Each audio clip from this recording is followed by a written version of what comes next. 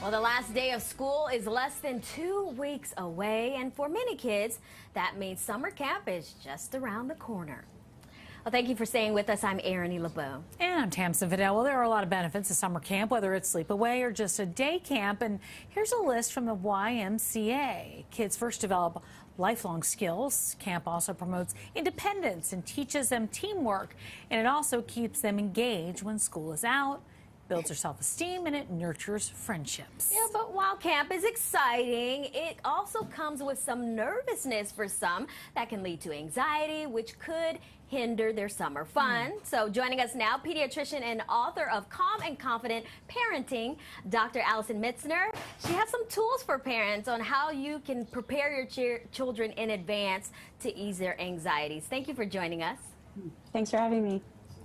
So before we get to your tips, tell us, how can a parent tell if their child is ready for camp, especially sleepaway camp? Yes. So there's the obvious. Some kids are just super excited and eager and asking to go, but most kids are not. So what you can look for sleepaway, have they had successful overnights?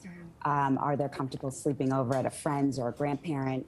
You want to see that they're independent with their daily activities, and they're also confident in learning new things, because as you mentioned, they'll be doing all these things at sleepaway camp or regular camp.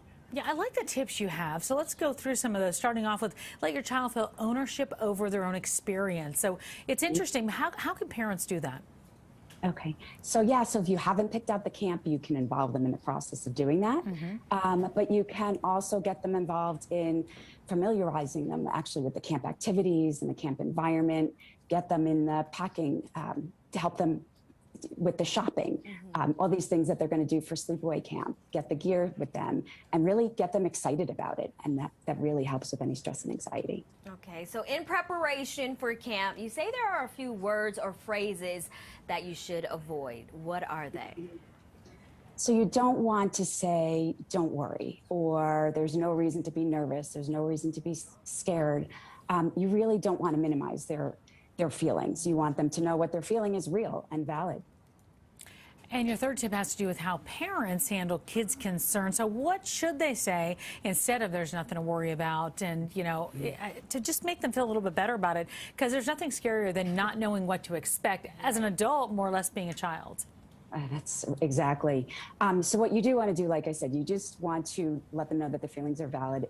Listen without judgment, be empathetic, and you should open start the conversation and for them, and ask them, even if they seem excited. Kids don't really express their emotions so well. So ask them, is there anything that's making you a little nervous or fearful?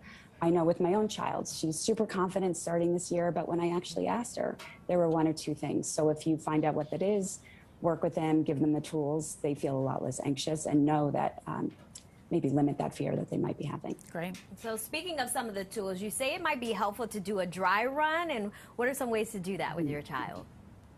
Yeah, I think one of the best is sort of with the readiness signs. Let them do a sleepover, stay with a relative or a friend or a grandparent, and they'll spend more time apart from their parents and feel more independent and a lot more confident when they're going off to camp. All right, and your last tip is about the goodbye. So what should parents absolutely not do? And it looks like we're seeing it up there on the screen, but what should you avoid doing if you're a parent when it comes to saying goodbye? Lingering by the bus. Make it short, like quick. Running. Yes, quick hug, goodbye, kiss. Because the more you linger, it would really just increase that anxiety. Touching the window.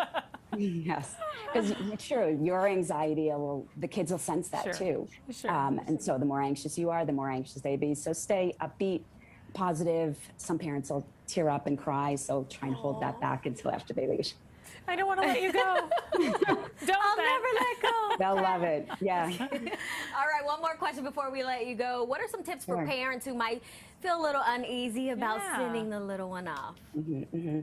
There are, and that's quite common, especially first-time parents that are sending them off, or even if they've been there before. So there's questions that come up in sleepaway if they're nervous, their kid's shy and not going to meet people, or what about a medical emergency, or their kid, they're for sure is never going to write a letter. How do they communicate? So getting your questions getting answers to those questions can really help relieve any anxiety you're having. So talk to other parents, talk to the camp directors, And the more answers that you have, and the more calm and confident you will feel. Sure. And then all this, yeah. And I was going to say all the other things that you can do for yourself in any situation when you have stress or anxiety. Eat right, get a lot of sleep, and stay well rested. Exercise, all those things that you would do for yourself, and know that they're really going to enjoy themselves and they're in good hands. Yeah, so important for parents to feel good about the experience too. Well, Dr. Mitzner, thanks so much for joining us on this Friday and sharing these tips. Super important, especially for this time of year. Yeah, thanks for having me. All right.